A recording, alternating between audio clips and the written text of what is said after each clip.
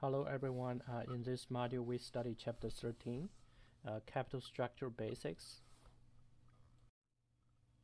The learning objectives include break-even level of sales, operating and financial leverage and risk, risks and returns of leveraged buyouts, effect of capital structure of value, break-even analysis. It constructs a chart to find the sales break-even point equals to the level of sales necessary to cover operating non-financial costs. The point at which EBIT equal to 0 is the break-even level of sales. Assumptions. Fixed costs remain constant as quantity changes. Variable costs vary as quantity of output changes.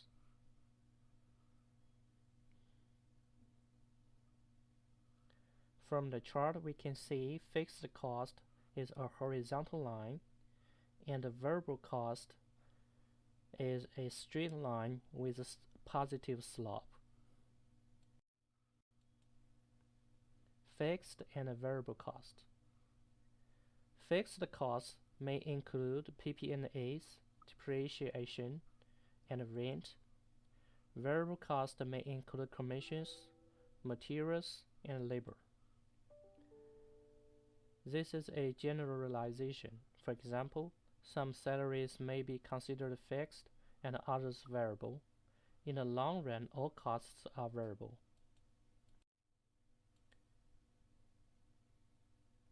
Break-even analysis. Calculation of break-even quantity. EBIT equal to sales minus variable costs minus fixed cost. Find a quantity which results in EBIT equal to 0.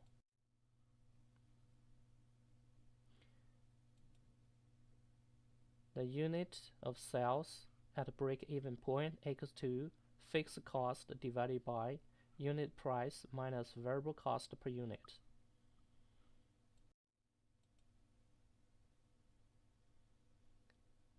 Now calculate total revenue.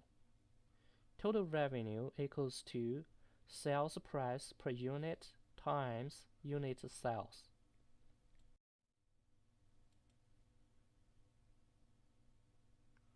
For example, we can get the unit sales Q times the price per unit P and get the total revenue equals to the unit price times unit sales.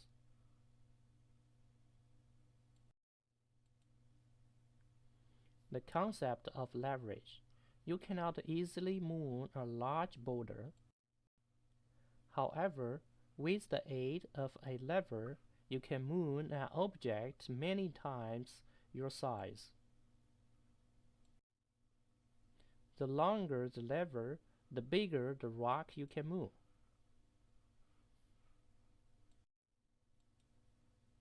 In financial context, the magnifying power of leverage can be used to help or hurt a firm's financial performance. With high fixed operating costs, a small change in sales will trigger a large change in operating income. Measurement of operating leverage is degree of operating leverage, or DOL. DOL equals to percent change in EBIT divided by percent change in sales. If DOL is greater than 1, that means the firm has operating leverage.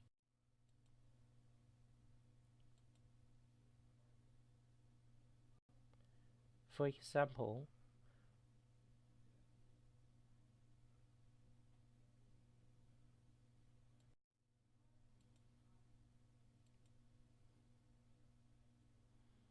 measurement of DOL, calculation using alternative formula.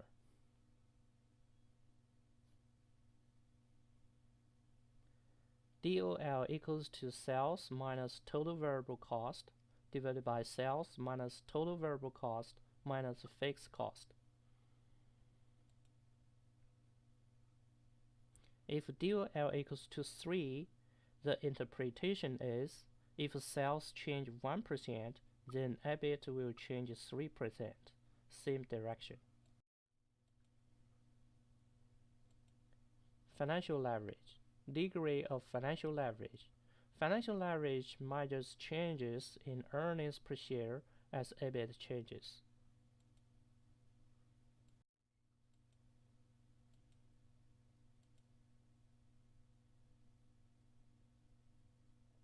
For example, measurement of DFL alternate formula. Degree of financial leverage equals to EBIT divided by EBIT minus interest expenses. If DFL is greater than 1, the firm has financial leverage. A given percent change in EBIT will result in a larger percent change in net income. For example,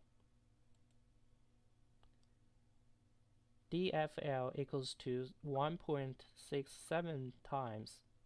The interpretation is when EBIT changes 1% from an existing level of $50,000, net income will change 1.67% in the same direction. Combined leverage.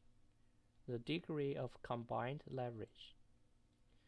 It measures changes in net income given changes in sales.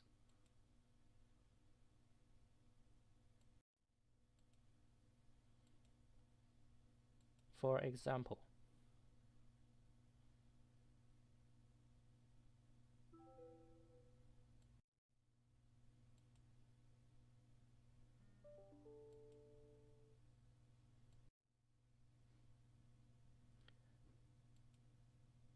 also, we can calculate degree of combined leverage simply by multiply DOL times DFL.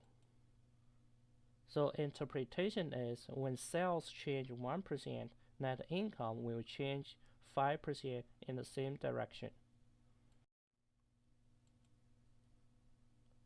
Effect of leverage. Leverage can help the firm or hurt it. If EBIT increases, financial leverage will magnify the increase in net income. If EBIT decreases, financial leverage will magnify the decrease in net income. Capital structure theory. Mordignaning and Mailer theory, also called M&M theory. M&M 1958 proved that with a certain assumption there is no optimal capital structure, which is also called irrelevance theory. However, M&M has many assumptions. For example, no transaction cost, no taxes, everyone has same information and a borrowing rate, debt is riskless, debt does not affect operations. In a later paper, M&M showed that when the tax deductibility of interest is considered, their model indicates that a capital structure of 100% of debt is optimal.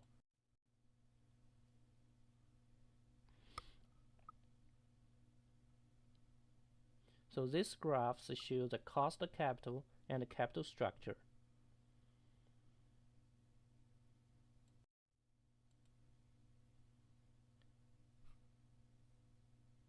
Capital structure theory. A benefit of debt financing is that interest is tax deductible to the paying firm, whereas payment as equity providers are not. Trade-off theory. In reality, firms must trade off this benefit against the increased financial risk associated with higher debt levels.